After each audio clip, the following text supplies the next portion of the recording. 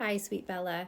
I so appreciate your comment, and I wish I could give you what it is that you're looking for, which is I'm worried about the number of vaccinations and is my child's risk the same as everybody else's? And how can I mitigate my concern for the risk of the vaccination, but not put my child in harm's way? It's a really difficult position to be in, and I can recognize that and I understand it.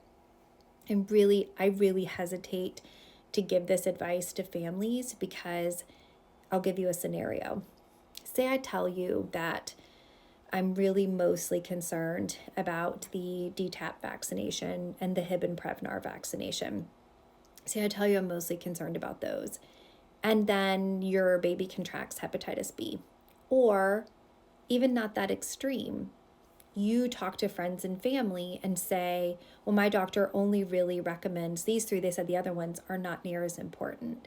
That's how the rhetoric changes and how things go into where people are left vulnerable, where we're going to have babies that are going to break through with hepatitis B and have liver failure and cancer, and we have nothing that we can do for them. We're going to see polio surge, just like we're seeing measles, just like we're seeing whooping cough in so many parts of the area. We're going to see babies come back when we say fever's not a big deal now, right? Well, fever used to be a really big deal before the Hib and Prevnar vaccines. Babies would have such a high fever that they would lose their hearing. That doesn't happen anymore.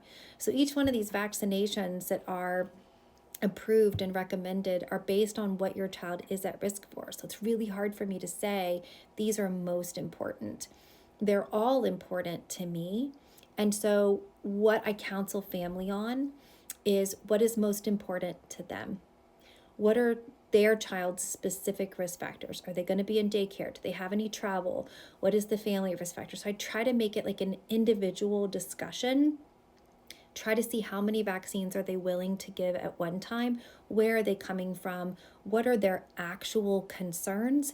Can I help the concern by offering a combination vaccine because there's only one adjuvant and there's only one shot? Can I offer them by only doing one vaccine at a time and seeing them back really frequently?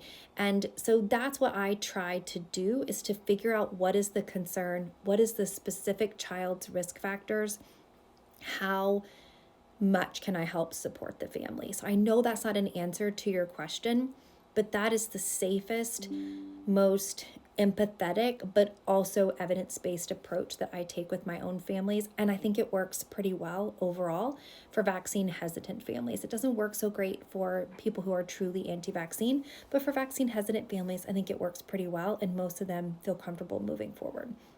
I hope this helps. The second part to your question was, how do we know that infants are not able to continue to get vaccinations? There's very few reasons for that, actually, because what we know in modern medicine is that an immune reaction is different than an adverse reaction. An immune reaction is something we expect to see. That swelling at the site, that knot that occurs, a little bit of redness, fever, fussiness, not feeling good, sometimes vomiting and diarrhea. Even febrile seizures, although that is considered a side effect, it is because the child had an elevated temperature. So those are not reasons to not get the vaccine again, because again, we're trying to prevent something that is going to really harm the child, and we know that. So it would have to be like an allergic reaction.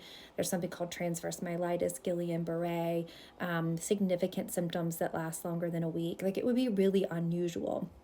So I've been doing this for 21 years, and I have 2 patients that I've not recommended a vaccine for. And that's not because I'm not listening or I'm hiding it. This is in conjunction with the family. And that's the only 2 cases that I know of. I've never admitted a child to the hospital for a vaccine adverse event. I've never had a child die from a vaccine adverse event.